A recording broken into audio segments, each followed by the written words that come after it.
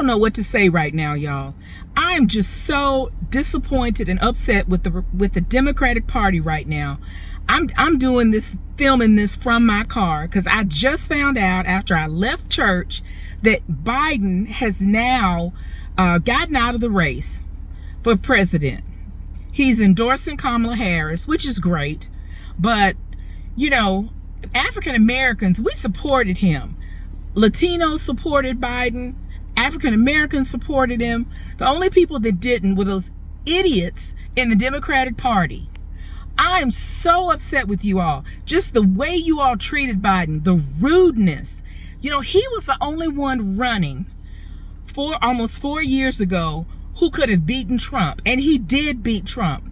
He did his job. He did a good job. He didn't do anything to get him fired. And that's what they're doing, firing him from being the president. Nancy Pelosi, I'm through with you. I am so upset with you. You're back and forth, and first you're supporting him and then you're not supporting him. I think this is a huge mistake. And if we lose to Donald Trump, it's because of you Democrats who couldn't keep your mouth shut, who kept talking and talking and talking about this man. And it was just, you know what? It was rude, just rude and disgusting. And I was just at church, and we had an event after church, and 4 black women sitting around this table with me. And of course, I brought up politics, and we all talked about how disappointed we are in the Democratic Party. You know, there's something that they say about the Democratic Party, is that the Democrats eat their young. Well, you know what? The Democrats not only eat their young, they eat old people too. Older people who vote. They're doing that now, and it's so disgusting. They didn't say a thing when Dianne Feinstein was basically totally out of it.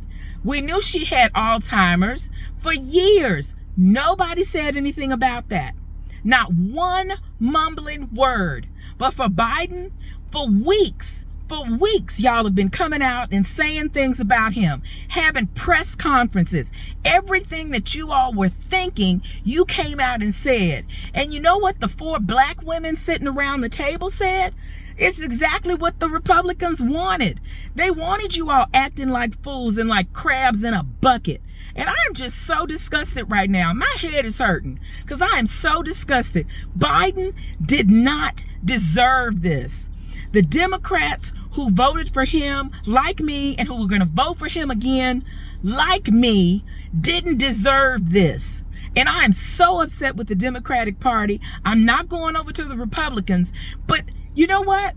I don't think, and a lot of people that I've talked to don't even think Kamala could win. People within the party don't even like Kamala. They didn't even treat her like she was a vice president, and they still don't. They weren't trying to get her ready to be president. They put her in there so they could make sure they had the black vote, the black female vote, which gets them in every time. Every time they ask us to vote for them, we vote for them. We vote for them in droves. Black women are out there voting. We're out there doing get out the vote. We're doing everything we can. And they put Kamala in that position so they could make sure that they could get our vote. They treated her badly all throughout the thing. You never see her, but then they put her out on the stump for Biden, and she has been behind him this whole time, trying to help him get in, talking about, you know, the good things that he's done for us and how much we have achieved in this amount of time with him. We couldn't have had a better president than President Biden. And I think he should have had another chance. Just because he had a problem at a debate. I mean, think about it. He's at a debate and he's trying to be serious. They're asking serious questions. He's trying to be serious and answer the questions. And you got the person next to you who you're debating who's acting like an idiot. And he's saying all these things, and most of it was immigration. Everything for Trump, the only answer for him is immigration, immigration, immigration. Okay? He doesn't have a plan for anything. But guess what? He does have a plan. You need to look at the project that they put out Oh yeah, you need to look at that. It's like, somebody told me it was 700 pages. You don't have to look at all 700 to know what's going on. You Google that and you find out what they have planned. Even though for some reason Trump decided that he didn't, oh no, I don't support that. It was put out by the Heritage Foundation, which controls all of the things the Republicans do, and for Trump to come out and say, oh, I don't support that. He supports it and he knows exactly what's going on with it. So that's his plan. Okay? He's not talking about his plan because he probably cognitively can't talk about it. You know, I was probably one of a handful of people, especially a handful of Democrats, that actually watched his hour and 32-minute rambling speech at the end of the Republican convention. He was terrible. And if you want to talk about somebody that's having cognitive problems, you need to look at that speech and then tell me that he's not having, you have to convince me he's not having some cognitive problems. Okay? We shouldn't be lowering the bar because, oh, Trump, he's always lying, he's always blah, blah, blah, blah, blah. Maybe he does that. But maybe he's doing it now because he's not fit. He's the one that's having problems with his brain. Okay? If y'all don't understand cognitive. He's the one having problems with his memory, with who he's talking to, calling, you know, I think he called Nancy Pelosi somebody else, and he makes a lot of mistakes in calling people different names. Listen, everybody does it. Everybody in my family does it. I've been doing that for years. Okay?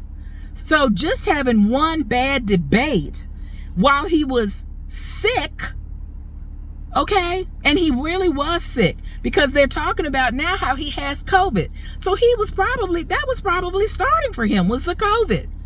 Okay? So I'm so disappointed in you Democrats. I hope we win as Democrats. I really do. But I have my doubts. I really do. And the reason, if we don't win, it's all on you, Nancy Pelosi. All of you who came out and loudly said to the press that was leading you by the nose, all of you that came out against Biden very loudly and in public like that, it's all on you. If we lose and we have 4 years of Donald Trump, it's on you. Okay? All of you who made your little speeches and had to tell the press, and George Clooney, go do some acting, okay? You didn't have to have a press conference and release that, oh, you're not supporting Biden too, piling on. The Republicans were laughing at you. The Republicans wanted all, they were laughing at all of you.